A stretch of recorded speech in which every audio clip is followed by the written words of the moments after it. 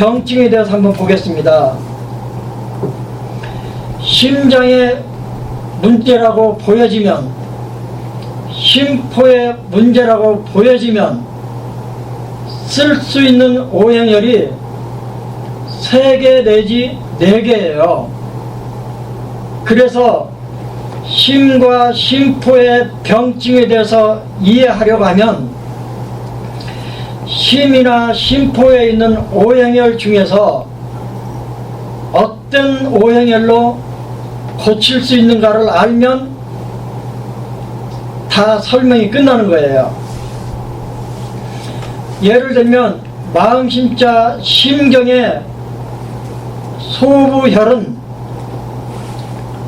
우리 몸의 한열 편차를 조절하는 혈이지만 심의 대표혈이기 때문에 일단 뒤로 밀려요. 그러면 마음심자 심장에서 쓸 수 있는 혈은 소충, 신문, 영도, 소회, 이 4개 혈이에요. 이 4개 혈인데 경거라고 하는 혈은 수습 대사를 주관하는 혈이기 때문에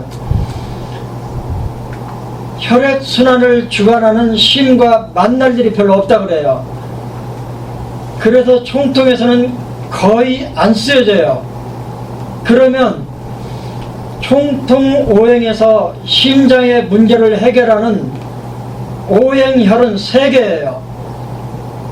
하나는 소충, 목혈이죠.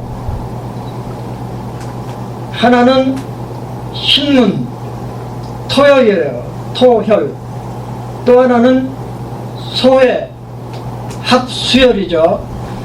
이 3개 혈로 고칠 수 있는 병리를 이해하면 병증은 끝이 나요. 첫 번째, 목혈. 목혈은 원래 다른 장부의 한열 편차는 소부혈로 조절하는데 소부가 심의 대표혈이기 때문에 심장에서 생긴 한열 편차는 목혈로 치료해요. 대돈소충. 그러면 대돈소충을 보할 때도 있고 사할 때도 있는데 어떤 때 보하고 어떤 때 사하는가? 심의 기가 부족할 때, 심기허, 심기가 부족하다는 뜻은 피를 돌리는 힘이 약하다는 뜻이에요. 그 다음 한열 편차에서 이 목혈을 보한다는 것은 따뜻하게 하겠다는 뜻이에요. 그래서 심양허, 심장의 양허, 차가운 느낌이 있을 때 목혈을 보해줘요. 그러면 심장에 열이 있다, 열이 없다를 뭘로 알 수 있는가? 다른 한약 책들은 전부 다 맥박수를 가지고 말을 해요. 정상 맥박이 72번인데 90 이상 뛰면 열이 맥이라 그래요. 60 아래로 내려가면 한의 맥이라 그래요. 이게 굉장히, 또 하나 37.5도를 넘어가면 열이 있다 그래요. 35도나 이렇게 밑으로 내려가면 냉하다 그래요.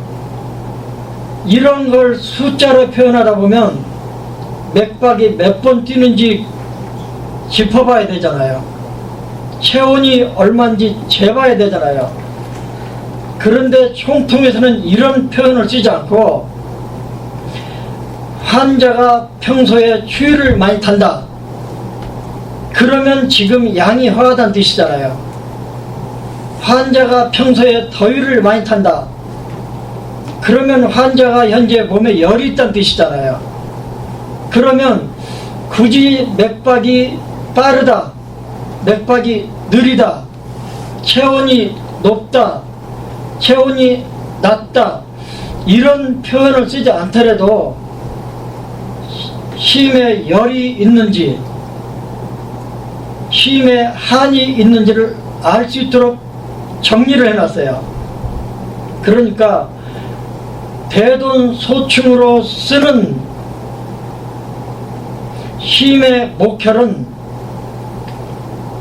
한열 편차에 쓰고, 또 하나 기가 허할 때는 보해주고 기가 울 했을 때는 사해주는 거예요. 그 다음 두 번째로 많이 쓰여지는 혈이 합수혈이에요. 이 합수혈은 심소해 음곡혈 조합이잖아요. 그러면 합수혈은 콩팥 신자 신의 기능이 주수액이에요. 수액 대사를 주관하는 장부가 콩팥인데, 그래서 심장에 음이 부족하면, 혀가 바싹바싹 마르면 음이 부족한 거잖아요. 그러면 합수혈을 보여줘요. 반대로 명치 아래가 물소리가 나요. 이걸 진수염, 진수음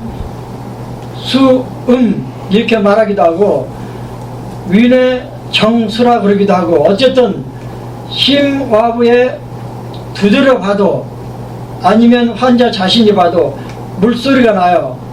진수음 또는 위내 정수 이런 것처럼, 또 고맙게도 수습이 과다하다는 표현을 총통이 너무나 재미있게 가르쳐줬어요. 저도 몰랐던 내용이에요.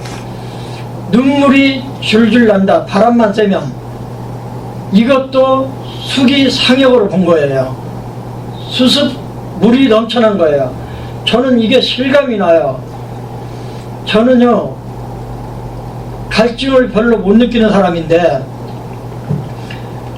음료수를 많이 먹든지 국물을 많이 먹든지 과일 주스나 과일을 많이 먹으면요 먹는 도중에 눈이 벌써 축축해져요. 지난번에 어떤 원장님이 밥 먹을 때만 되면 눈물이 줄줄 난대요. 어떤 사람은 콧물이 줄줄 난대요. 이것도 총통에서는 수기상역 또는 수습상역, 수기과다, 수습과다 이렇게 간단하게 정리를 해놨어요.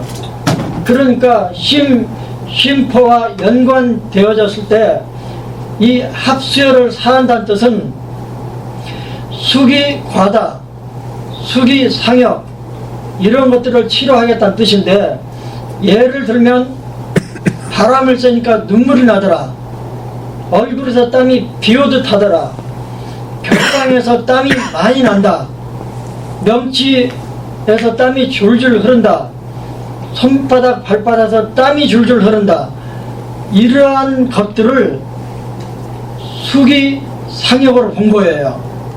그러면 전중의 압통이 뚜렷하면 심포의 합수혈을 사하고, 거골의 압통이 뚜렷하면 심의 수혈을 사하는 거예요. 저는 제가 이걸 한 번도 머릿속에 넣어도 생각해 본 적이 없었기 때문에 너무나 고맙더라고요. 제가 사암침법을 공부하다가 열받은 일이 한 번 있었는데요. 액한 겨드랑이에 땀이 나는데 처방에나 나와 있더라고요. 소충사. 그리고 끝났어요. 소충을 사한다는 말은 무슨 말이냐면요, 심에 기기 울체가 있으면 풀겠다는 뜻이고, 또 하나는 심해 한열 편차가 있는데 심해 열이 있을 때 그걸 해결하겠다고 소충을 사는 거잖아요. 그러니까 삶이 뭔가 알기는 안 거예요. 임상상 경험이 있긴 있는 거예요. 그렇지만 왜 소충을 사라는 설명이 어디에도 없기 때문에 미치고 펄떡 뛰는 거예요. 저는 미치겠더라고요. 백한 소충사 이렇게 끝나버렸어요. 그런데 오늘 여러분들이 완벽하게 이해를 하실 거예요. 그 다음에 세 번째 토열 신문태백인데요. 신문태백을 쓰겠다는 뜻은 마음심자 심과 비의 작용을 쓰겠다는 거예요. 비는 비의 운화 과정을 통해서 수곡 정맥에서 받아들인 영양물질, 이 영양물질을 폐로 보내주면 종기가 되고 간으로 보내주면 혈이 되고 콩팥으로 보내주면 정이 되고 마음심자 심으로 보내주면 심, 장, 신 하는 신이 되는 거예요. 신은 기본 물질이 혈이에요. 그래서 심의 혈이 부족하면 태백 신문을 보여주고요. 심에 어혈이 생겼거나 심에 담음이 생겼으면 신문 태백을 사해주는 거예요. 이런 용도로 쓰여지고요. 그 다음 심에서는 이 정도 하면 심에 생긴 병 증상을 다 해결할 수 있어요. 이 협심증을 일으키는 중요한 원인이 4가지가 있는데요. 한번 들어보세요. 협심증을 일으키는 원인이 4가지예요. 하나는 기체. 하여간에 열받으면 기가 채예요. 그래서 성질 내다가 아이고 가슴이 하고 쓰러지는 게 심장마비잖아요. 또 하나 어혈. 어혈이 관상동맥을 막아요. 그러면 협심증이 와요. 또 하나 담음. 콜레스테롤이라고 하는 건데요. 심장혈관 벽에 뭐가 찌꺼기가 많이 끼어요. 주로 지방이 끼잖아요. 그러면 그걸 담음이라 그래요. 또 하나 심장 쪽에 아주 차가운 기운이 들어오면 극도로 아픈 흉통이 생기는데 심장마비 흉통이죠. 어쨌든 심장마비 협심증도 어혈로 왔으면 신문태백, 기체, 기분이 나빠서 왔으면 대동소충, 담음, 지방이 끼어서 왔으면 신문태백을 쓰는 거예요. 이렇게 하나하나 그 병리대로 따라가면 되고요. 그 다음에 그러면 심포에서는 역시 심포를 대표하는 노궁은 사용 빈도가 뒤로 밀려요. 다른 장부의 한열 편차를 위해서는 노궁이 주도적으로 쓰이지만 전중 압통이 있을 때 그 외에는 나머지 4개 혈이 쓰여지는데 첫째 중충, 두 번째 대릉, 세 번째 간사, 네 번째 곡택이에요. 그런데 중충과 곡택은 쓰임이 마음심자 심하고 똑같아요. 그러니까 심포가 기가 하하든지 한열 편차에서 양어로 갔다든지 그러면 중충을 보여주고 기체, 기울 기체가 있다든지 그러면 중충을 사해주고, 또 한열 편차에서 열 쪽으로 치우쳤다든지 그러면 중충을 사해주는 거예요. 심포에서는 한열 편차가 생기면 녹음을 건드리는 게 아니고 중충 대둔을 건드린다는 것. 심에서도 똑같아요. 그 다음 심포에 음액 편차, 수액 편차가 생기면 음허에서는 합수율을 보여주고, 눈물이 나든지 겨드랑이 땀이 나든지 가슴 복판에서 땀이 나든지 손발에서 땀이 나든지 그러면 심포의 수기상역으로 보고 곡택 음곡을 사하는 거예요. 이 정목혈과 합수혈은 심이나 심포나 쓰임이 똑같아요. 그런데 약간 다른 게 있어요.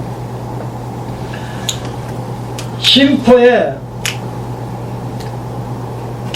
담음이 생겼든지 심포에 어혈이 생겼을 때는 토혈을 사해줘야 되는데, 총통 원장은 대릉이 마음에 안 든대요. 심포에 토혈이 대릉혈인데 대릉에 침 놓기도 안 좋고 놓다가 부작용도 잘 생기는 모양이죠. 어떤 때는 찌릿하잖아요. 그래서 대릉 태백을 대신해서 기경 팔맥에서 심포에 문제가 생기면 1차로 쓰는 혈이 내관 공손이에요.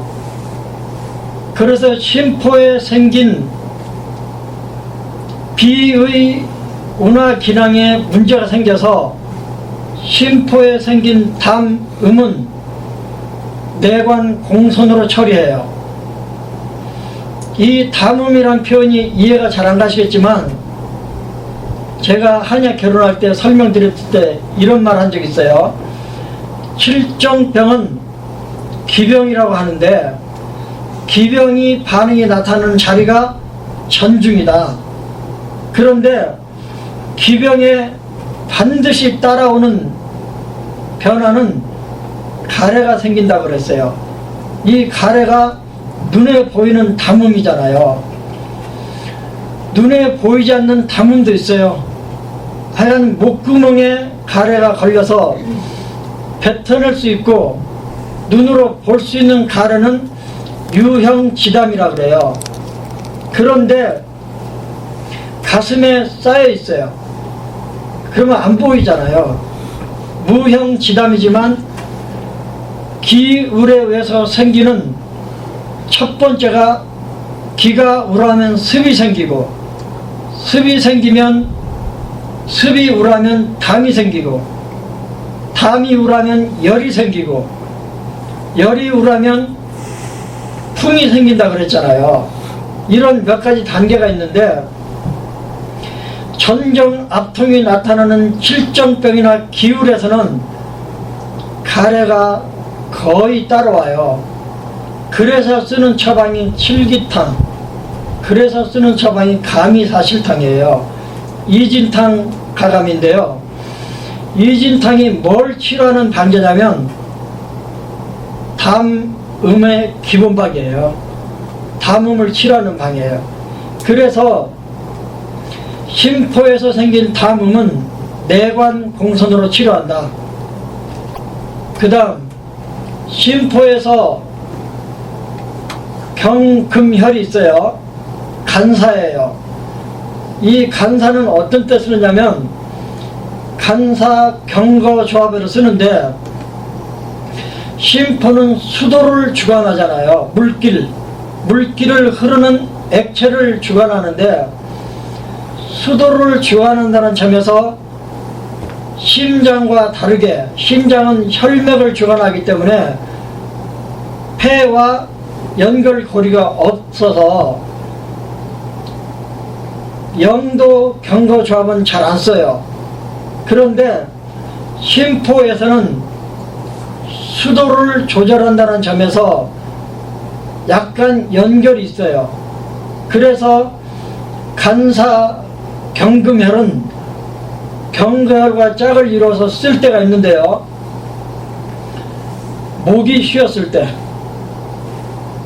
목에 가래가 걸려있을 때, 매핵기가 있을 때, 이럴 때 전중 앞통이 뚜렷하면 같은 매핵기라도 심포로 간 거예요. 그때 쓰는 조합이 간사 경거 조합이에요. 그러면 심과 심포에서 생길 수 있는 병증은 다 다뤘다고 생각해요.